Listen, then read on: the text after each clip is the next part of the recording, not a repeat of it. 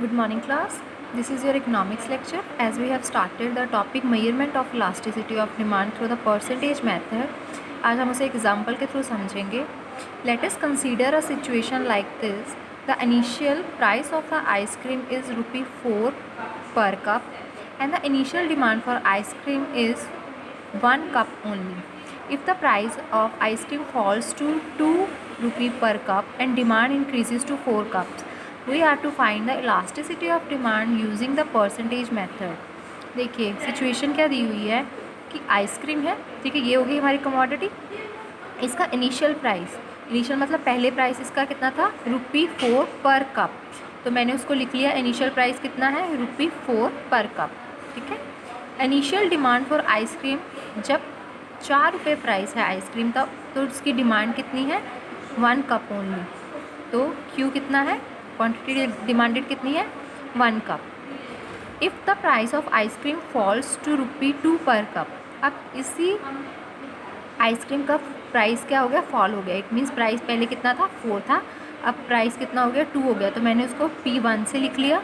ठीक है जी. Price fall कर गया है 4 से 2 और अकॉर्डिंगली डिमांड इंक्रीज़ कर गई है 4 कप्स.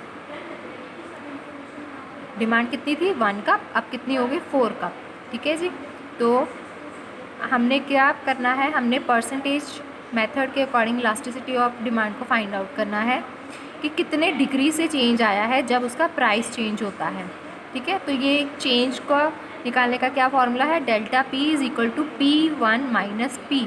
मीन्स जो न्यू प्राइस है, मीन्स जो प्राइस में चेंज आया है, और जो पहले प्राइस था, जो इनिशियल प्राइस था, उन दोनों का डिफरेंस.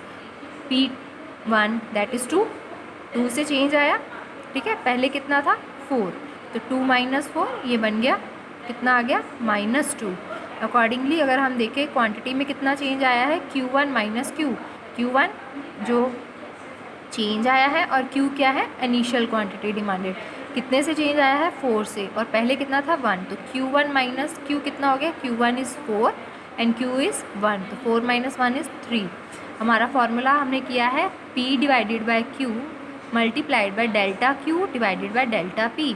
तो P कितना है, 4, Q कितना है, 1, डेल्टा Q कितना आया है, -3, और डेल्टा P कितना आया है, -2.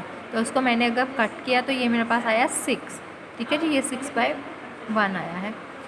तो ये माइनस का साइन मैंने आपको बताया था क्या होता है, बिकॉज प्राइस उस कमोडिटी के अपने प्राइस और उसकी क्वांटिटी डिमांडेड में क्या होता है, इन्वर्स रिलेशनशिप होता है.